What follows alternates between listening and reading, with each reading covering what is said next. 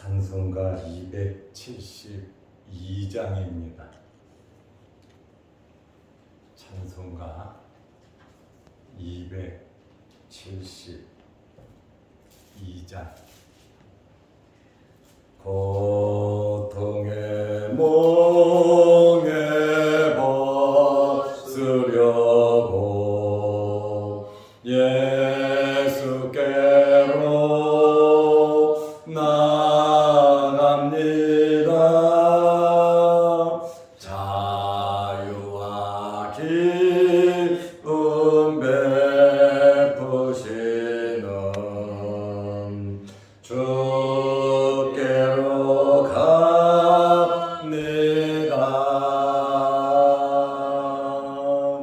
병든 내 몸이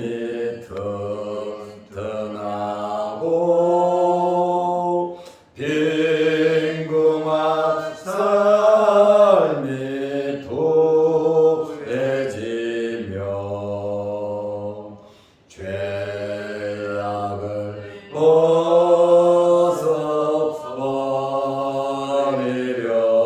벗어버리려고 주께로 갑니다.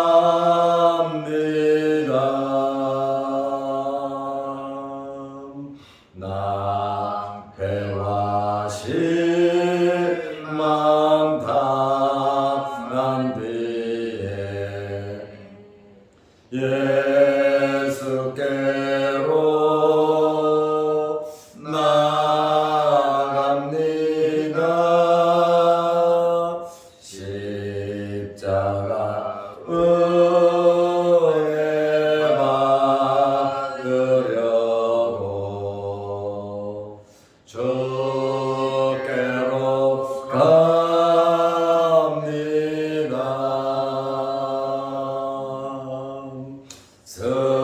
슬프던 마음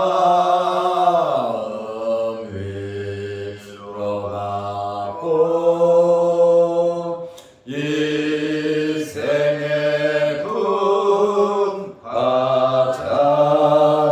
잔잔하며 영광의 찬송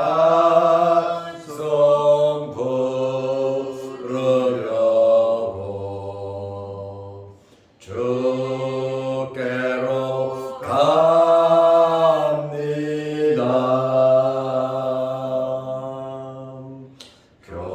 교만한 마음을 내버리고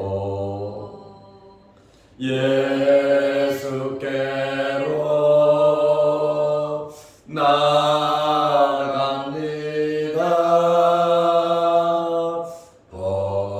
복되신 말씀 따르려고 주께로 갑니다.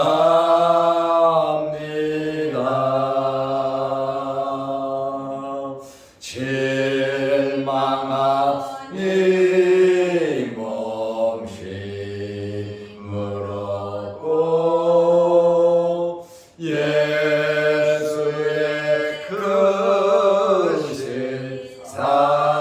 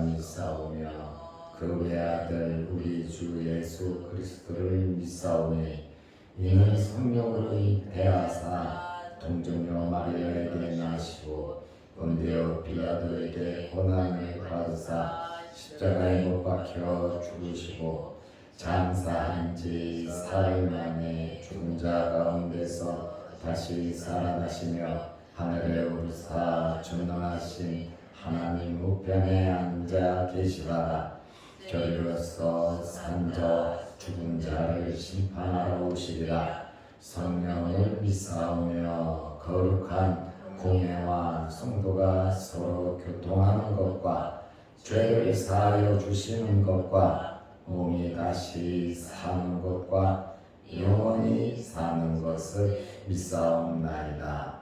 아멘. 하나님의 말씀 누가복음 10장 1절에서 3절 말씀까지 보겠습니다. 그 후에 주께서 따로 70인을 세우사 친히 가시려는 각 동네와 각 지역으로 둘씩 앞서 보내시며 이르시되 추수할 것은 많되 일꾼이 적으니 그러므로 추수하는 주인에게 청하여 추수할 일꾼들을 보내주소서 하라. 갈지어다 내가 너희를 보내니 어린 양을 이리 가운데로 보냄과 같도다. 아멘. 3절 말씀까지 보았습니다. 오늘부터 새벽 설교 원고 누가복음 2권 두 번째 책을 보게 됩니다. 말씀을 통해서 끊임없는 은혜가 여러분들에게 넘치시기를 바랍니다. 말씀 자체로, 말씀 본문으로 또 그 말씀의 설명을 들으면서 여러분들의 영적인 성장과 믿음의 성장, 성숙이 있으시기를 바랍니다. 아멘. 오늘은 예수님께서 70인을 세워서 보내시는 내용입니다. 유대 사람들에게는 70이라고 하는 숫자는 굉장히 의미가 있습니다. 70이라고 하는 이 숫자는 세계 만국을 상징하는 숫자입니다. 7 곱하기 10이거든요.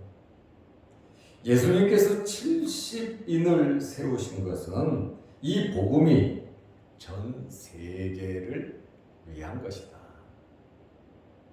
그리고 이 복음이 전 세계에 전파되어야 할 것을 말씀하고 계십니다. 누가복음 10장 1절에 그 후에 주께서 따로 70인을 세우사 12제자와 구별된 70인을 세우사, 그래서 70문도 이렇게 말을 하기도 하고 74도라고도 이렇게 말을 합니다. 친히 가시려는 각 동네와 각 지역으로 둘씩 앞서 보내시며, 예수님께서 친히 가시려고 하는 동네, 예수님께서 친히 가시려는 그 지역에 이렇게 70명을 둘씩 35개 팀으로 나누어서 예수님께서 가려고 하는 각 지역 동네로 먼저 보내셨다. 그 말씀입니다. 누가 파송을 했느냐? 주님께서 파송을 하신 겁니다. 70인을 누가 세우셨느냐? 주님께서 세우셨습니다.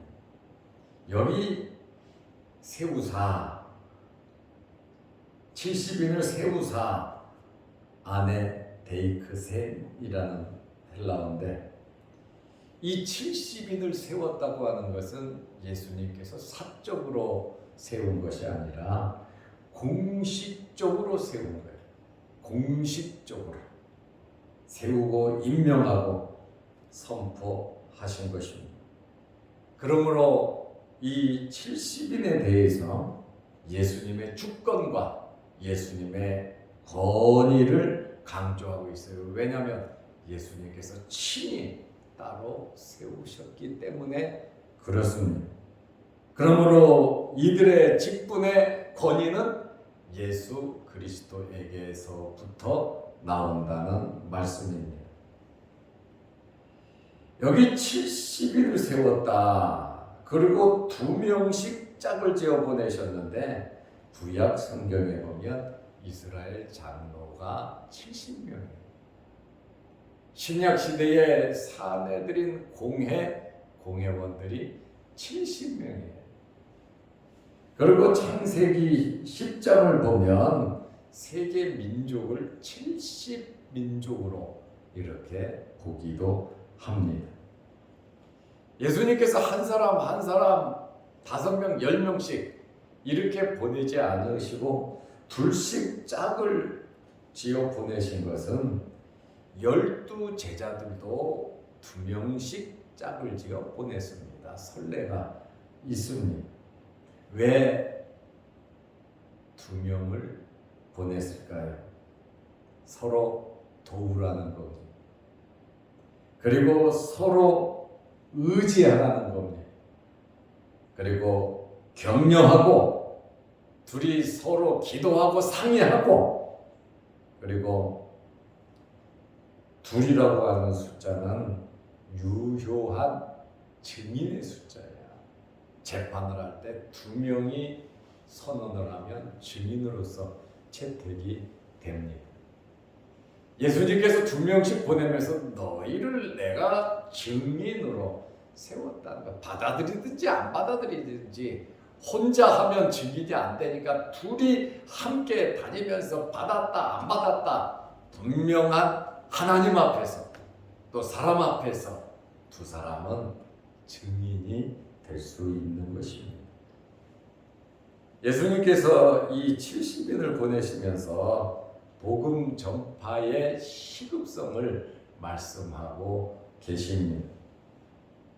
추수하는 주인,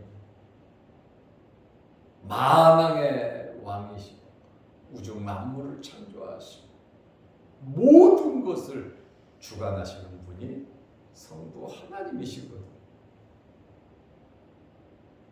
그래서 예수님께서는 추수하는 주인인 하나님께 기도하라고 말씀하고 계십니다. 추수라고 하는 구약의 개념이 뭔지 압니까? 추수라고 하는 개념은 심판의 개념입니다. 추수의 개념은 종말의 의미가 있는 개념입니다. 추수 때 하면 종말이잖아요. 끝이잖아요.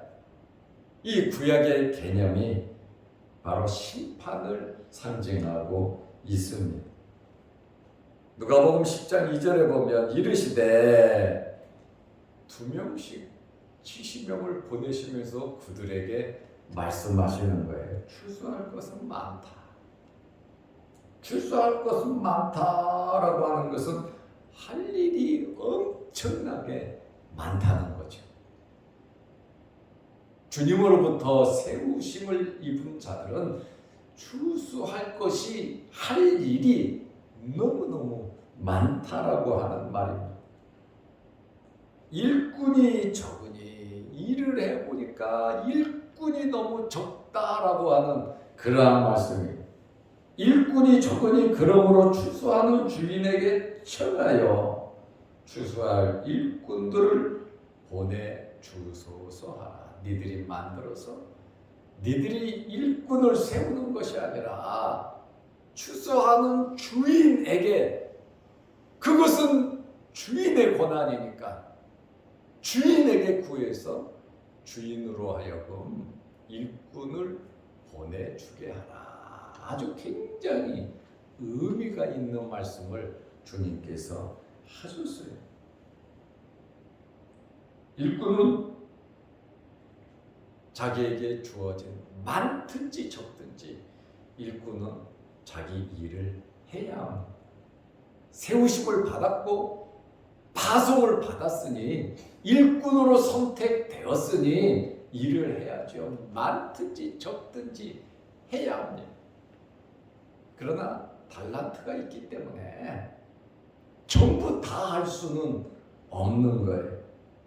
그래서 최선을 다하면서 일꾼을 증언해달라. 너무너무 할 일이 많고 시급하다라고 하는 그러한 말씀입니다. 하나님께서 붙여주시고 하나님께서 보내주시는 일꾼이 진정한 일꾼입니다. 하나님께서 해주셔야 돼. 내가 만들어서 내 제자를 만드는 게 아니라 하나님께서 보내주셔서 하나님께서 세우셔서 하나님께서 교육시키셔서 하나님께서 보내주셔야 된다는 겁니다. 일꾼을 보내는 권한이 하나님께 있다. 하나님의 일꾼임을 우리는 알아야 합니다. 이것은 정말 하나님의 주권에 해당하는 말씀입니다. 하나님께서 세우시고 하나님께서 보내주신 자가 진정한 일꾼임을 말하고 있습니다. 너희들이 전도하다가 사람 만들어서 가르쳐서 계속해서 교육시켜서 일을 시켜라 그러지 않았잖아요.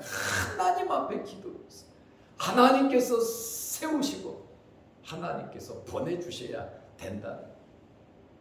우리가 부름받은 것 그래서 하나님의 은혜라 그러는 겁니다. 우리 믿음이 자라는 거 우리가 씨를 싣고 물을 주지만 그것을 자라서 일꾼으로 세우시는 것은 하나님께서 해 주신다고 하는 그러한 말씀이에요.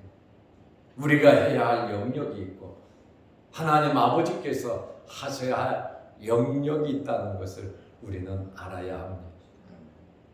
우리는 사람을 구원시킬 수 없습니다. 그것은 분명한 거예요. 우리가 할 일은 심고 물 주는 거예요. 사람의 마음의 문을 열어서 예수 믿고 구원받게 하시는 분은 하나님이십니다. 그렇기 때문에 우리는 우리가 해야 할 일, 일꾼으로서 열심히 일을 하면서 하나님께 일꾼 보내달라고 기도하면 하나님께서 우리와 같은 일꾼들을 보내주실 줄로 믿으시기 바랍니다. 하나님께서 해주셔야 된다고 하는 하나님의 철저한 주권을 우리는 믿어야 하는 거예요. 쪼물락쪼물락 내가 내일 하듯이 하는 것이 하나님의 일이 아니에요. 그래서 세우사 아내 데이크센 예수님께서 공식적으로 세워서 보냈다 그러잖아요. 그래서 하나님의 일꾼들은 공식적으로 세움을 받는 겁니다. 그런데 예수님께서 지금 70분도를 둘씩 35팀을 보내면서 말씀을 하고 계시잖아요. 어린 양을 지금 제자들이 있잖아요. 주님을 믿고 따르는 자들이잖아요. 그들을 가리켜서 어린 양이다. 다 큰 양도 아니고 무궁무진하게 자라날 수 있는 어린 양을 이리 가운데 보냄 같다고 말씀하셨어요. 누가복음 10장 3절에 갈지어다. 35군데 마을 동네 갈지어다. 내가 너희를 보내니 주님이 보내는 거잖아요. 그들이 가고 싶어서 가는 게 아니잖아요. 주님이 파송하고 주님이 세우시고 내가 너희를 보내니 어린 양을 이리 가운데로 보냄과 같도다.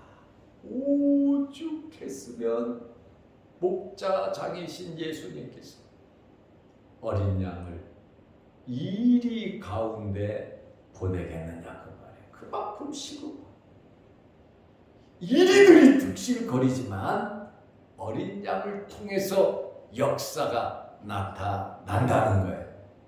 어린 양이죠. 제자들의 연약함을 말씀하고 있습니다. 예수님께서 연약하다는 거, 부족하다는 거 다 알고 계세요. 그러면서도 예수님께서는 만들어 쓰시고 세우시고 믿고 파송하신다고 하는 그러한 말씀이에요. 어린 양을 이리 가운데 보낸 갔다 그만큼 위험하고 힘들고 목숨까지 내놓아야 할 그러한 환경이지만 어린 양을 통해서 연약한 자들을 통해서 하나님의 역사는 놀라우게 이루어진다는 겁니다. 누가 하느냐 어린 양이 하는 것이 아니라 일꾼을 보내신 분이 하나님이시고 일꾼을 세우신 분이 예수 그리스도시기 때문에 어린 양이 힘이 없고 약하고 부족하지만 그들을 통해서 하나님께서는 이리와 싸우게 하시고 이리를 능가하는 그러한 일들을 하게 하신다. 그것이 하나님의 주권이고 하나님의 능력이다라고 하는 사실이에요.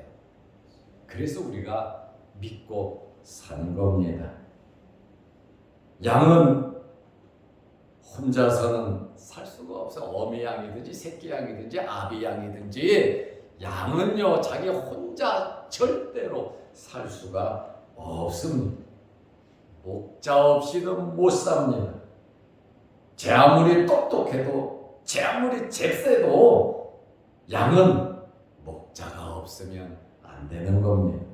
그것은 죽음.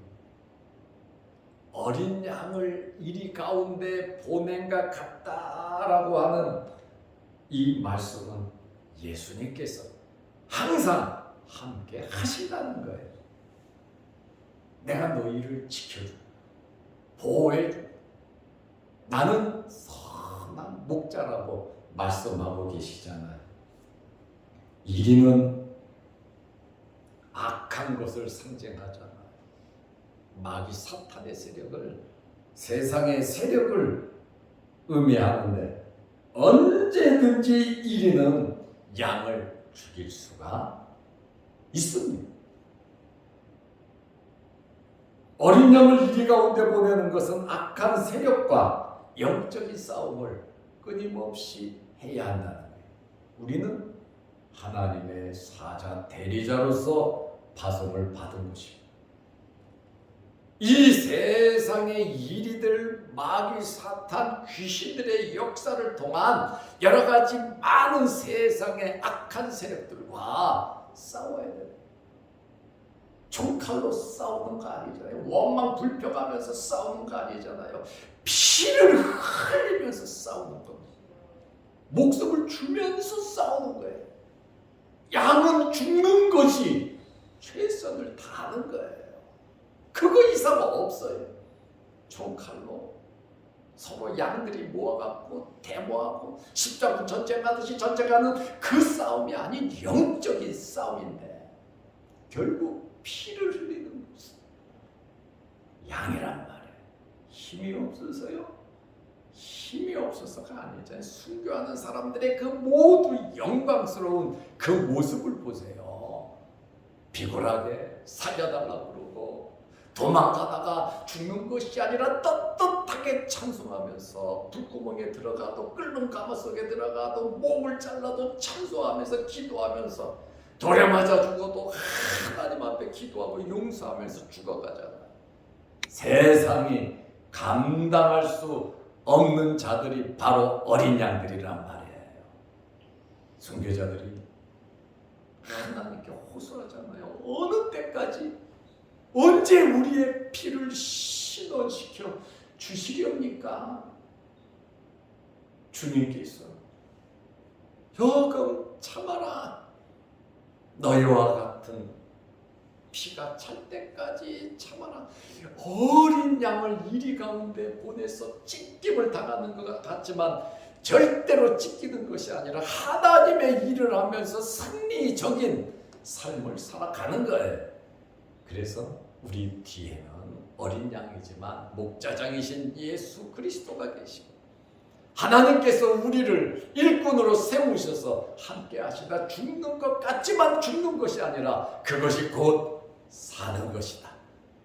그러므로 우리는 영적인 싸움을 해야 되는데 절대로 방심해서는 안 되고 어렵고 힘들다 할지라도 낭망하고 실망할 필요가 없는 것은 하나님께서 함께 하시고 우리 아버지가 되신다고 하는 그러한 말씀입니다. 우리는 하나님을 의지할 때 강해지는 겁니다. 우리를 부르시고 세우신 분이 예수 그리스도이십니다.